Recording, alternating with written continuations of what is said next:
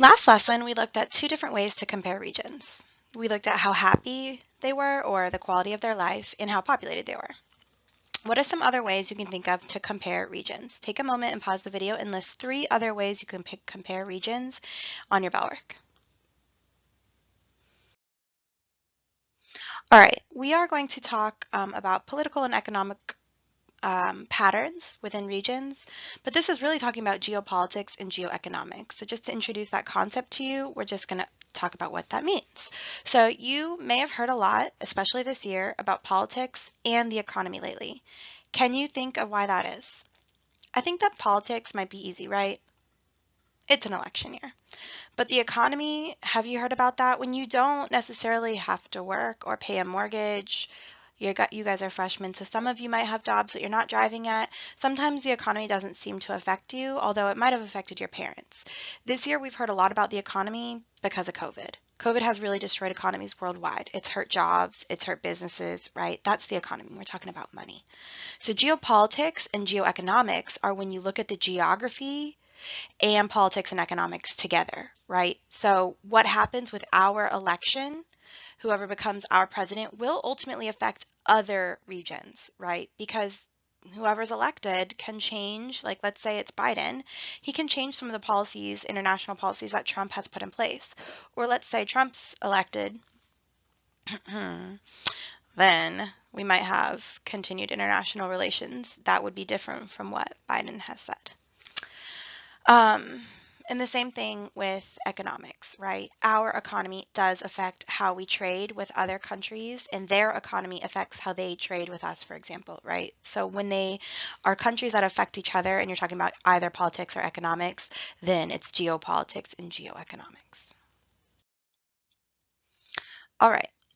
So hopefully you have your notes in front of you, and as we go through the video, or as you go through the video, you're jotting down some notes, okay? So a term you're going to need to know in order to understand this lesson is called gross domestic product, which we will actually end up abbreviating going forward as GDP. So the gross domestic product really measures how strong a country's economy is, and you'll learn a lot more about this your senior year, but it's important to understand if you're talking about different countries, what their GDP is. So the GDP is measured by the total value of all final goods and services produced. So everything we make in America and every service, so that's like maids, right? Mechanics, your plumber, any service also counts as like a product basically. So anything that you're creating that's either physical or not physical, you can't necessarily touch a plumber's work, right? Within a country's border given during a time period, right? So however strong or however high your GDP is a measurement of how strong your country's economy is, right? So typically the time period is a year. So what's your GDP for 2020, for example, right? Every country has one. Then the other term you need to know is GDP, what we just learned, per capita. So if you take that number, that country's economic output that accounts for its number of people, if you take the GDP and divide it by the amount of people in the country, then that's your GDP per capita. So for example, the reason this matters, I know this is getting lengthy, please stay with me, is let's say America has 3 million people and we have $3 million worth of GDP. Ours is way higher than that, right? Then that's $1 per person, right?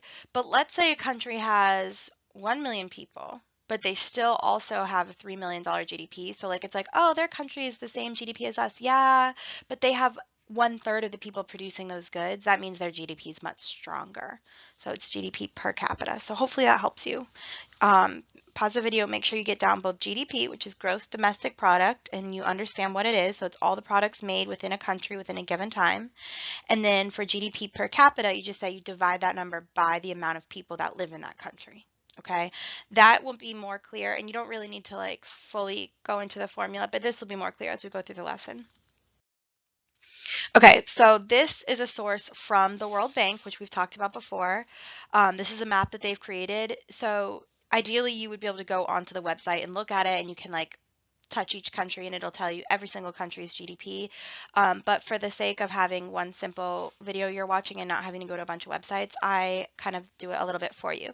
So just a reminder, as these numbers pop up, I'm about to show you some numbers. These are not people's average income. This is the average amount of goods or services produced per person. So let's look at it. See, the United States, for example, Our GDP is so high that our GDP per capita, if you take all the goods and services we produce as a country and then divide that number by the amount of people we have in our country, it's $56,822.50 a person, right? Again, this is not an income. This is just the GDP per capita. Ours is really high. That's why if you look at this key over here, we're on the high end, right? It goes up to 82, as low as 13,000. We're at 56, okay? Let's look at the next one.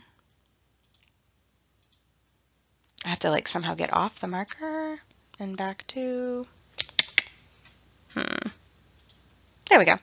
All right, Mexico is 9,606, so significantly lower than us. That's why they're a darker shade of blue, because again, if you look up here, I have it on a weird, let's see, there we go. If you look up here, so they have 9,000, so we got to go to this key and look at where does 9,000 fall. So it falls in that next one. They're one step below us, right? So what do you guys think about France? If you look at the color, do you think they'll be pretty close to us, right? That's the same color. So we know they're going to be in this bottom range, so with our top range really. All right, so there's this $36,638 GDP, so per capita. Again, not an income, not an average income, but they produce less goods and services per people than we do. Mexico, much less. France, significantly less, right? No one's comparing to 56,000 yet. What about Madagascar? This one over here. What do you think their GDP per capita will be? $467. Not 1,000, just dollars. They're not even at 1,000. So they're in the absolute lowest range, right? That means that this country's economy is very, very bad. Madagascar's economy is not strong. They're not producing a lot of goods and services, so they're not able to sell those goods and services, so they're not creating an income, right? That's incredibly low. All right, what about China? I think a lot of people think China's really rich, but if you look at the color, they're going to fall somewhere in this middle one, right? I just kind of cut it off, but let's see. 8,000. So I don't know, would you have thought that China was below Mexico in GDP? So this means all the goods that we buy from China, which is a lot, right? All the goods and services they create, when you divide it by the huge amount of people in their country, it's actually not that much per person. All right, so we're going to move on. So we need to quickly cover just some types of government because we said we're looking at economics and politics today. So these are the ones we're going to look at today. So a democracy is a government which the supreme power is vested in the people and exercised by them either directly or indirectly through a system of representation, usually involving periodically held free elections. Does that sound right? We're going through one right now, right? A democracy is where people hold power because they vote for the representatives that make the decisions, right? There we go. All right, authoritarian is the enforcement or advocacy of strict obedience to authority at the expense of personal freedom. So this is pretty much the polar opposite of a democracy. It's normally when you have a dictator, right? If anyone knows who this is the North Korean dictator, and it's just a meme, so relax, but he does launch rockets. That's what I did when I served in South Korea. I studied North Korea's intercontinental ballistic missiles, or their ICBMs, which you'll learn a little bit more on November 10th, because I'll do like a little Veterans Day thing. But yeah, we're going to move on. Okay, hybrid regime is a mix of the both, right? So it's a political regime that's often created as a result of a transition from an authoritarian state, from this, to this, right? So typically they're kind of like in a little bit of a messy transition, right? They're trying to figure it out. Incomplete transition. Ha. And I spend way too much time finding these memes, so please be thankful. All right. The last source we're going to look at is source 9. So I'm going to talk about the same countries we've already looked at. We're going to look at their level of democracy, basically. So the US, believe it or not, while we are a democracy, we are considered a flawed democracy. So if that's the color. And that's because there is political corruption and there are some other things going on, right? Mexico is one step below us. They're also considered a flawed democracy, just slightly more flawed. France is considered a full democracy, if you look right here. China is considered to be an authoritarian regime. And Madagascar, I would say, is probably a hybrid, right in between, right? Do you see a pattern? And the answer is yes, so you have to recognize what is the pattern between the GDP per capita, that number above each country, right? We're $56,822.50, and the type of government. So take a moment, pause the video, see if you can answer that question.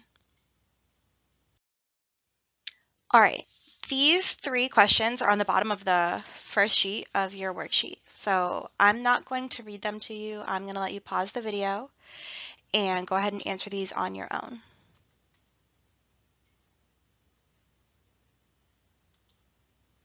All right, now let's look at some other ways we can compare regions, right? So in your bell work, you were supposed to try to come up with some, but I'm going to give you a couple.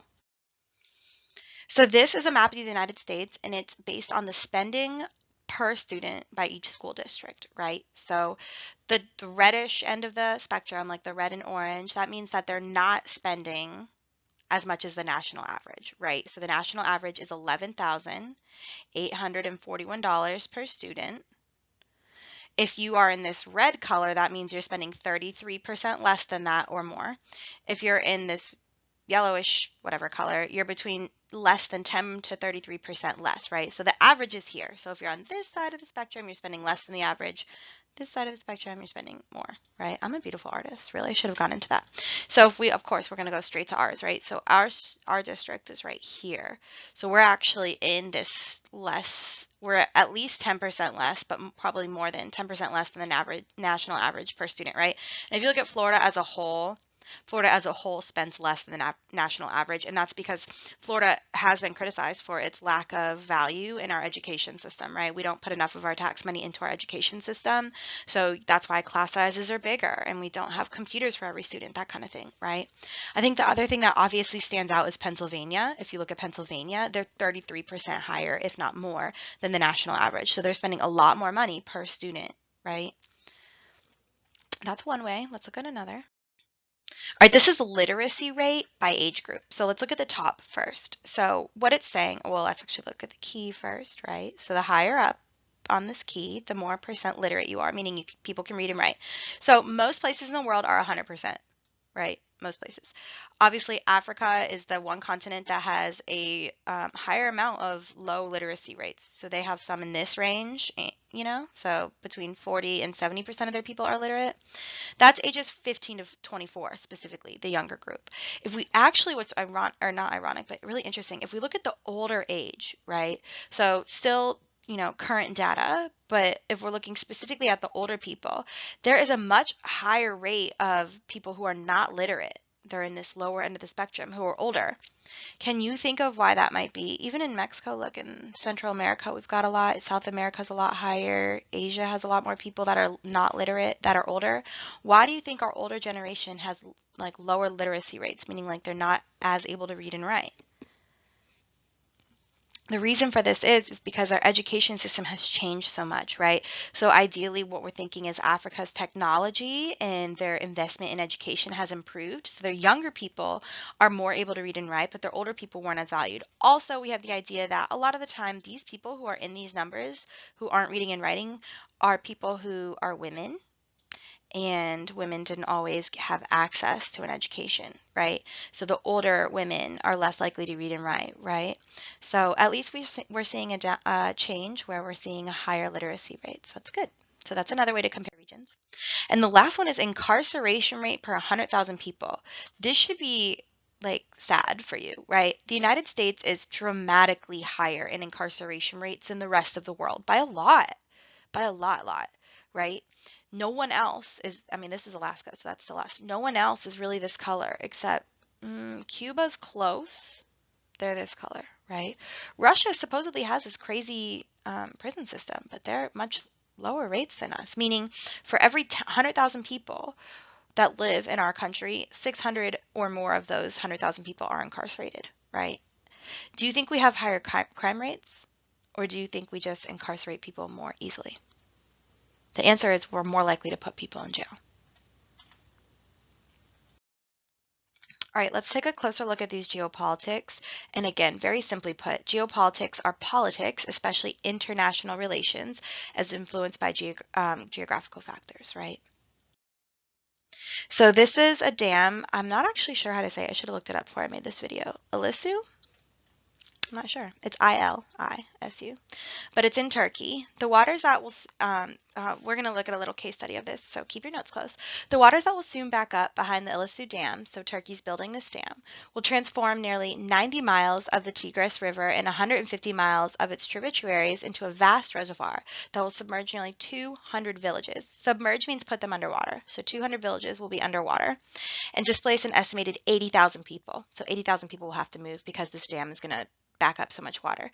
The drowned settlements will include a pearl of Hassan Keef, which is a whose cultural heritage, ancient churches, caves, and tombs attest to the presence of some of the first large human communities 10,000 years ago. So this village that we're going to look at has things that has like caves, tombs, and churches from 10,000 years ago, and it's now going to be submerged underwater intentionally, right? At an estimated cost of $2 billion, this dam is expected to generate as much, so why are they building it, right? As much electricity as a small nuclear reactor. It will produce an estimated 3,800 gigawatt hours of electricity a year, enough to power 1.3 million homes. So they're going to produce a bunch of electricity and make money.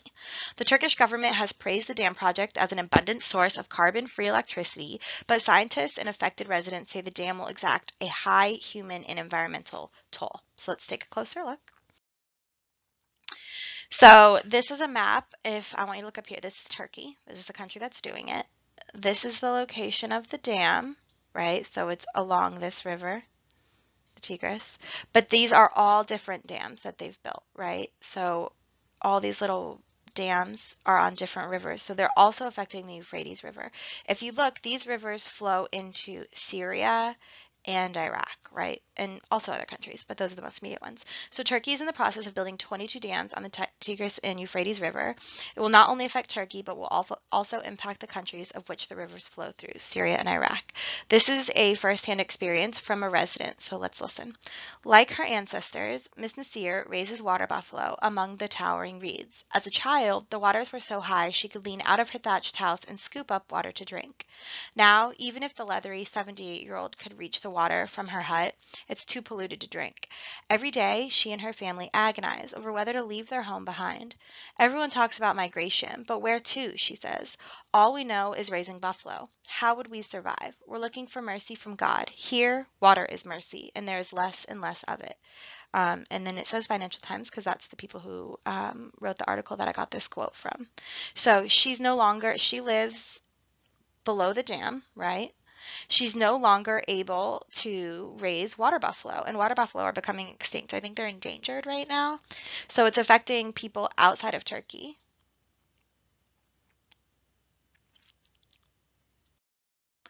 All right. In the southeast Turkey, so in Turkey, Mr. Agilday, I didn't practice that before this video, sorry guys, will see the ancient caves and rock formations of his hometown, Hasankeyf, flooded with the water water slowly rise because of his government's controversial Ilisu Dam. Engineers are due to start filling the reservoir this month. This article is published prior, so it's actually been filled now. In the months ahead, homes, gardens, and thousands of years of history will be submerged. So look at this map. This is where the area where all the ancient caves and homes and churches and history is. All the blue, everything in here that's blue. So all this is where the water will now submerge, right? So initially it's just this river, but now when they build the dam, it's going to back up and fill everything in here, right? This is just a view of the town now. And this is what the government built for the people to move to. So it's not like they're suddenly homeless. The government built an entire new little village for them to go live in. Let's take a closer look. So this is what the village looks like before it gets flooded, and sad to say, it is now flooded, right? So these are all article headlines. An ancient town submerged, Hasankeyf underwater. History disappears as the dam waters flood the ancient Turkish town. Turkey starts filling dam that Iraq says will cause major water shortages. So now Iraq and Syria don't have access to water. Oh, I wish these things would go away. These little drawings, sorry. Minister, Iraq to face severe shortages as rivers drop. So not only is Turkey going to have an impact, right? Their villages are flooded, yeah, but now they're going to have electricity and make a lot more money. But Syria and Iraq, the towns south of them, are going to be affected because now they don't have access to the water that Turkey's kind of greedily keeping. All right, so your assignment now is to visit this website and review the rest of the images. It's just kind of like a gallery of images to finish the assignment. Sorry, that's the bell. It's like you're in real school. We'll just wait for it to finish. All right, this website is on your page that you got this same video on, and then you'll submit the notes on Canvas. Thanks, guys.